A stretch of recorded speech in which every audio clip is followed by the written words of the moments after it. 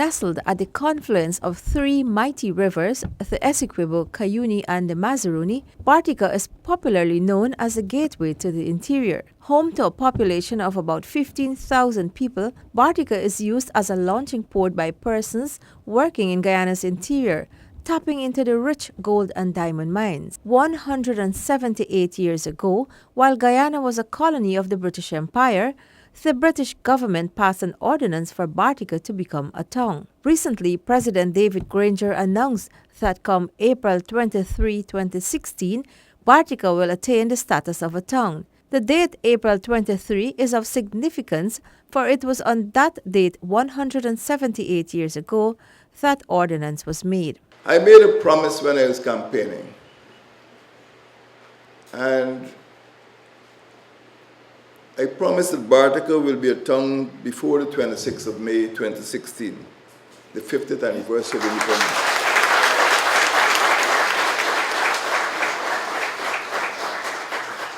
In fact, Bartica will be a town on the 23rd of April 2016. It is very likely that the acquisition of township status will coincide with Bartica's Easter Regatta celebration. But this time around, Barticians will have much more to celebrate. I would like you to use the next 10 months to make Bartica the most beautiful town in the entire country.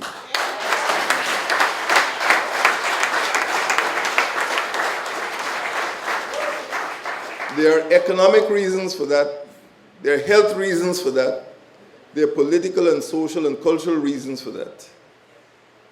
That when people arrive at that stelling, they must know they're coming in to the beautiful hinterland of Guyana. President David Granger, during a community meeting recently, urged residents to work towards making Bartica a model green town.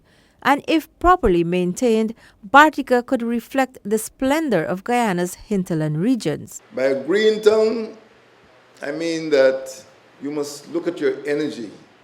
Stop bringing all this dieseline and gasoline. Let us use wind, let us use sun power, like my watch. All I have to do is wear this watch in the sunlight. I don't have to wind it, I don't have to do anything. But we have to adopt green energy. And Bartica must be a green town, Guyana's first green town. Let us cut down on the use of styrofoam and plastics. Let us pay attention to solid waste disposal. Let us ensure that energy generation is sustainable. Let us ensure that our schools, our hospitals, our clinics, and our homes use green energy, sustainable, renewable energy. Already, Bartica has most of the facilities and services that make a community fit for township, but there is need for some upgrading. This community has a hospital that serves many of the riverine communities around Bartica, and plans are already in train to make it into a regional facility. Newer services and facilities would be added to complement those that are currently being offered. A regional hospital like Bartica will definitely need those four cardinal specialist area of the pediatrician, the internal medicine, the gynecologist, and the general surgery. Okay, with that being available here in Guyana, medical supplies and pharmaceuticals available, and the general administration, I think it will put Bartica in a very favorable position in terms of healthcare. When one arrives at Bartica, the thriving business community is a glaring reflection of what this soon-to-be town has to offer. With hotels, a mall, and government services, including offices of the Guyana Revenue Authority and the Guyana Geology and Mines Commission, Bartica is definitely on its way to township status. In addition, 3 commercial banks have found it feasible to set up business in this part of Guyana. Bartica has all the necessary facilities in place to ensure that every child who is of nursery, primary, or secondary school age can attend school. But with a large and growing youth population, there is need to establish technical and vocational training centers.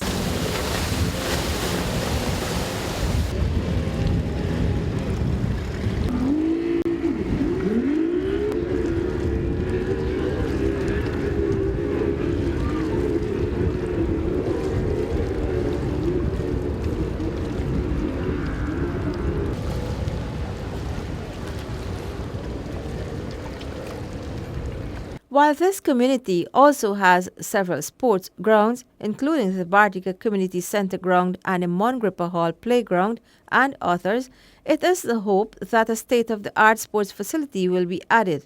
Bartica is known for its Easter and August regattas, which feature powerboat racing, other water sports, and a beauty pageant. Now, like all communities, Bartica has had its fair share of troubles.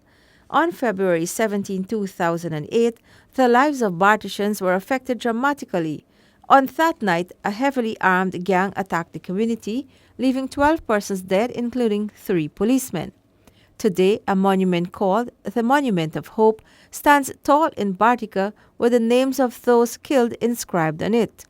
This marble structure is a commemoration to those who died and a symbol of the resilience of the people of Bartica.